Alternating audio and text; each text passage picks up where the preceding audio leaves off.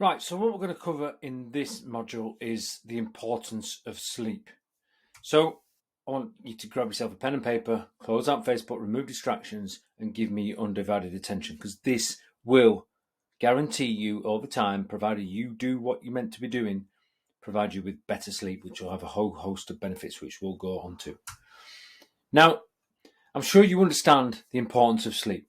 Yeah, data, science of sleep is undeniable. Yeah, there's books on it, studies been done on it, TV programs made about it, what have you. Yeah, and you can, if you want, you can, with the right sleep patterns, you feel fresh, you feel energized, more focused, you're motivated, you can train harder, you're more diligent, you make better decisions because you focus, because you're thinking better, you eat well, there's all sorts of stuff. Where on the flip side, you can be tired, lethargic, feel flat, you get overwhelmed easily, you suffer from anxiety, you make excuses as to why you're not doing what you're doing, and you succumb to temptation quite easily because your willpower is low. If you put weight on, which you're guaranteed to do if you struggle with sleep too much, then you can even suffer from sleep apnea. And those are just the feelings. But it goes much deeper than that, because sleep has a negative or positive impact on your body.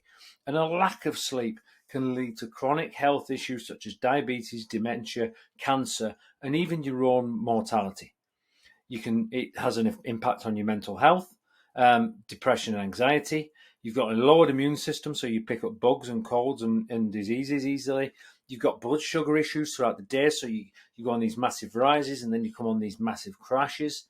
And you can almost guarantee to eat approximately, on average, an extra 200 calories per day through making those poor decisions. And if that's not bad enough, it lowers your testosterone by about 10 to 20% as well over the space of a couple of months. And like I mentioned earlier, your mental health.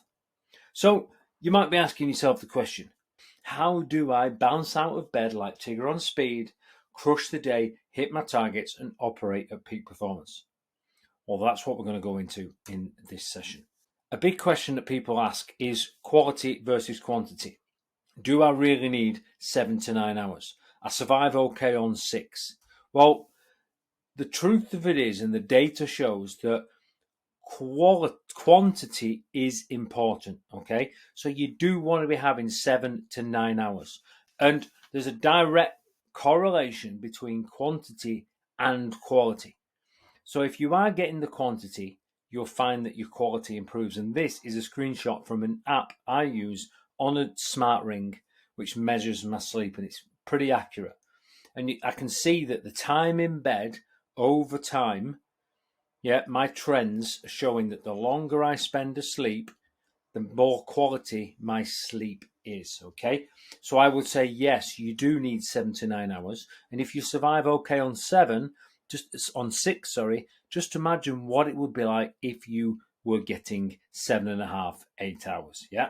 So 6 might be okay, but you'll be on rocket fuel if you're on 7.5, 8 hours. So if you are tossing and turning whilst you're drifting off to sleep, you're taking ages to go to sleep and you've just got too much information running around in your mind. If you're working late and you just can't switch off, and you're waking up in the middle of the night and you're thinking about work, or you're getting up to go to the loo and you just can't drift off back to sleep, then this is for you. Because all that's going to happen is, if you carry on doing what you're doing, you're going to get frustrated, you're going to wake up tired, you're going to be sore, you're going to be moody, angry, you're going to be in arguments you don't want to be in, you're going to be making mistakes you don't want to make, and you will make poor decisions throughout the day. And the longer the day goes on, the more tired you're going to get, and it'll just be a perpetual circle of negativity. So we need to get you out of that. And these are the biggest mistakes I see guys make when it comes to sleep. First and foremost, there's too much stimulus late at night.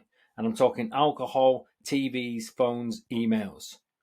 Yeah, we've got no routine and no structure. So one day we're going to bed at 10:30 at night. The next we're going to bed at 1 o'clock in the morning. And as humans, we are habitual by nature. And the more we can get into a routine, the better. And we'll come into this. Your bedroom is a bomb site. It is just not conducive to having a good night's sleep. And like everything in life, we expect improvements overnight. Excuse the pun. Yeah. So when we're not seeing results in 2 days' time, we give up because what's the point? Now, on sleep, sleep is an outcome. 7 to 9 hours sleep a night is an outcome. We don't focus on the outcome. We focus on the behaviors that's required to get to the outcome. So the 3 principles I'm going to go over in this session now will cover the behaviors you should be adopting in order to get the 7 to 9 hours sleep. And principle number 1, is create your sanctuary. So we create a sanctuous environment that promotes healthy sleep. And we're going to look at your lair, your pit, and any distractions within. So by your lair, I mean your bedroom. And it's nice and simple. CDQ. It needs to be cool, it needs to be dark, and it needs to be quiet. So the room needs to be of a cool temperature. If it's too warm, your body core temperature will rise. Your body core temperature rises, it can't relax, and therefore you will struggle to get to sleep. The room is cool, brings your body core temperature down, you get the picture. And open your windows to allow fresh airflow in and around the room. It gets rid of all bugs and diseases, and it helps your sinuses, and it helps you recover. If it's dark, the street lights outside can't wake you up, and any lights inside can't stimulate you either. So blackout curtains, use natural lights before going to bed, and get rid of any ambient light in the room. And then quietness, just remove noises, and I'll go on to it in a bit later on. Clocks, TVs, anything that creates a harsh noise in your bedroom, get rid of it best you can. Right, your pit, your bed space, your bed, the thing you sleep on, it needs to be of the correct size. If there's 2 of you sleeping in a bed and you're both big and you're in a double bed, you're in a world of hurt, because you're never going to get comfortable because it's too small. You're going to be too cramped, and you're going to be suffering basically. So make sure it's big enough. If you're a tall chap, make sure it's long as well and your feet aren't hanging over the side. Make sure it's suitable for you as well. Is it the mattress? Is it hard? Is it soft? Is it sprung? Is it bamboo? Is it memory foam? Whatever it is that you're preferring, that's the kind of stuff you want. And make sure you've got quality bedding. When it comes to a bed and when it comes to bedding, you spend a third of your life in this thing. If you spent a third of your life driving, you would make sure you got a comfortable, good running car. So make sure you got a comfortable, quality bed, mattress, and bedding, because it makes it so much easier to go to sleep when you're comfortable. And then distractions. I've touched on a few of these already, but mobile phone, TV off. So get rid of the TV, out the room. It's a distraction. It's only going to make you want to flick one more episode on that Netflix documentary or Amazon Prime. Mobile phone, take it out of arm's reach. Get it out the room if we can. Okay? Things like noises. A clock ticking will keep you up. Get rid of electrical items which buzz, and get rid of lights. When my ring charges, it emits a little glowing light, a pulsing glowing light. It's annoying. I have to cover it up. So I've just taken the ring charger out of the bedroom. And then get rid of work. You should not be operating at work in your bedroom late at night. Switch it off, wind down. Just like Kyle here did. Kyle dropped 10 kilos in 8 weeks. Obviously, he focused on nutrition, and he did his training as well. But one of the things he was really lacking on was sleep. Really struggled with sleep. He was tired daily, lacking energy, making poor decisions, making excuses not to train. We focused on sleep, massive improvements, and he dropped 10 kilos in 8 weeks. Okay, principle number 2. Rituals rule the roost. Your results are dictated by your behaviors. Nice and simple. So let's create rituals around your behaviors and promote better sleep. So we've got to create a pre-bed ritual. Make it a daily practice and make it personal to you. So first and foremost, your ritual is a process. It's a routine. We call it a ritual because rituals are good for you. So create a system that sets you up for success. And I'm going to go into that in a second in the next couple of slides. And then schedule it into your day. When are you planning to go to sleep? In fact, even further, when are you planning to wake up? 8 a.m. Great. let's say we have 8 hours. So you want to be asleep by midnight. Great. Well, we've got a pre-bed ritual of half an hour. Cool. You need to be doing that at 11:30. So you need to be getting ready for that, going upstairs by about 11:15, and set what I call a reverse alarm. That's a little alarm on the phone that says it's time to switch off, wind down, get ready for going to bed. And then set your standards. How long does the ritual need to be? What's the minimum that you're willing to accept? How many times a week are you willing to do this without failing? Yeah. So create a system, schedule it in, and then set your own standards. Like I've just gone here, the process: reverse the alarm, relax for a bit. So program something in that allow you to relax. That should be reflect, not reflex. Yeah. Reflect on what you've been doing, plan in the next day, and then brain dump all the shit that's in your head to enable you to close your eyes and go to sleep. And then move on to the daily practice, which is do it daily. Consistency is key. The consistency chain works, okay? So build habits out of this. Work at it, be honest, and expect failure, because you will mess up. Yeah, it's a process. You've got to practice and practice and practice. Just don't quit. The person who takes a break and then carries on again will always outstrip and outperform the person that quit. You will get better at it if you keep at it. Remember, better is best. And then make it personal. Find what works for you. You know, you might want to meditate, listen to audiobooks, whale noises. You might want to do breathing drills. Each person is different, so find the things that works for you and adopt it. Once you start doing it over time, you'll build a pattern up. You can look for trends, review your performance. I would suggest using some form of app, or you can rate yourself on waking up, seeing how you did. And give it time. Like I said, what works for someone else may not work for you, or it might not even work as quickly, so don't compare yourself to others. Here's examples of routines that I've adopted in the past.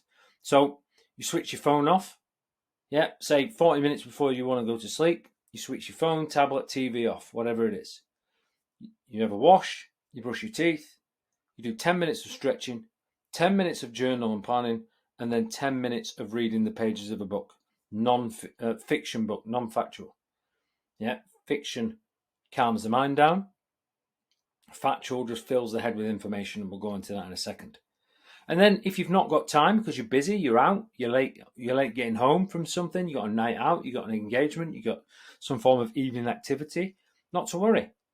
Phone, tablet, TV off, wash, brush your teeth, 5 minutes of stretching, 5 minutes of journaling and planning, forget the reading, boom, you're in bed.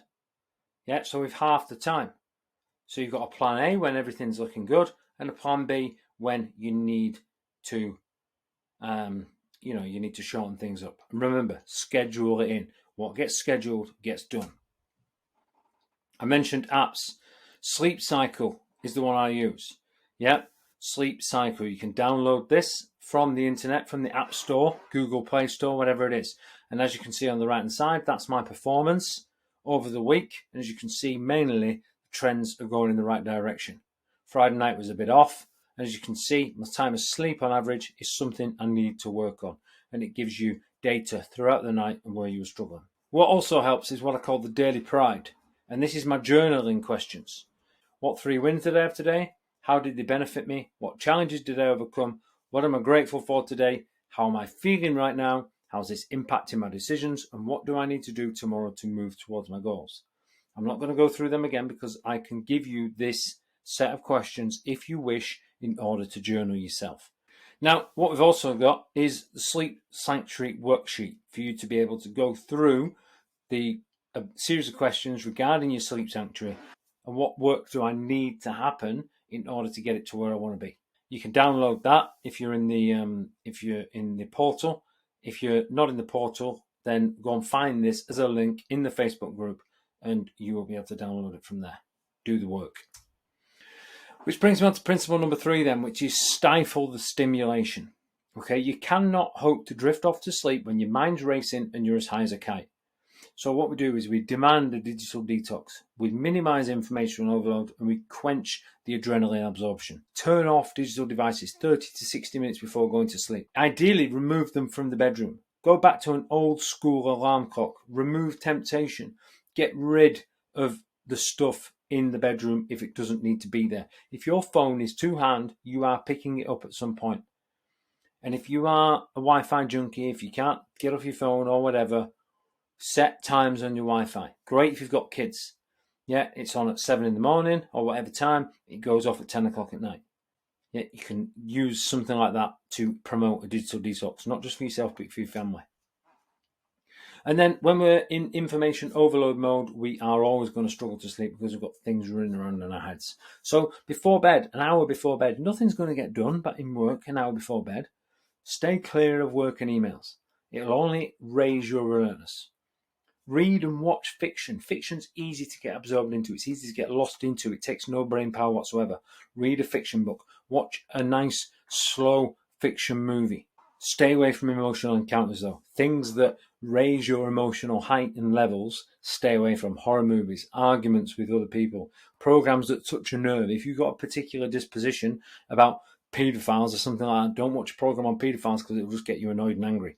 And then you're going to have a heightened state and you're not going to be able to get to sleep. And then we're going to quench the adrenaline absorption. Yeah, caffeine.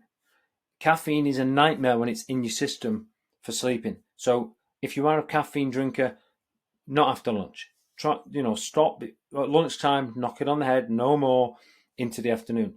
Alcohol does not make you relax. Yeah, it wakes the body up around about 2 a.m. as the liver starts to detoxify the body. It raises the core body temperature up, and generally it makes you go to the toilet as well. Don't do it. And then exercise late at night is not the best. Yeah, it generates endorphins. Again, it heightens the alert state in your body, and it keeps you awake for longer. Raises your core body temperature, all the things you don't want to be doing when you're trying to get to sleep. If it's the only time you can train, then fine, it's the only time you can train. So there we have it. We've got create your sanctuary, rituals rule the roost, and stifle the stimulation. And remember, consistency is key. Sleep is such important for recovery, for making better decisions, for long-term health and vitality, and for weight loss as well. And remember that you will have points within your sleep cycle where you will struggle. Just keep persisting, trust the process, keep doing what you're meant to be doing, and you will win. Here's some top tips. If need be, supplement. Zinc and melatonin. Yeah, they will help you to sleep. Melatonin is the sleep hormone. Put more of it in your body, you'll go to sleep. A lot of people use sprays on pillows, lavender, that kind of thing. Science is now proving you can bank sleep. So if you know over the space of a week or two you're going to struggle with getting sleep in, you can oversleep to begin with and put some in the deposits into the bank. Therefore, later on when you're sleep deprived, your body will recover faster because of the bank sleep. Gradually look to increase your sleep total time. Okay, so if you're getting 6 hours sleep a night, don't try and aim for 7, just aim for, say, an extra half hour a week. Yep, so you can say, right, 15 minutes extra each night, get used to it, build up a routine, add another 15 minutes on and so forth. But remember, be patient, work at it. You've got to remember that some people are larks, some people are owls. Some people like to stay up late, some people like to go to bed early. I personally am an early to bed, early to rise kind of guy. You might be completely different. Remember, personalize it to you. This thing doesn't fix itself overnight. You've got to keep going. You've got to review your performance and you've got to track what you are doing. So the questions are, what have you tried before? How did it turn out? How long did you give it? Did you give it long enough? And what can you do differently this time in order to change the result? But your action steps are: assess your current patterns, complete the sanctuary worksheet, make the necessary changes to your layer, stifle the stimulation. Remember, plan, organize, do, track, review. Change the plan if needed.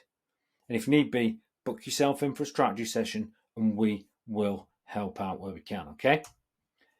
Right, questions. If you've got any questions, comment below, get in touch with us personally, DM, Facebook group, whatever it is. Ask on Zoom on one of the weekly war rooms and we will do our best to help you. Cheers for listening. Speak soon. Bye-bye.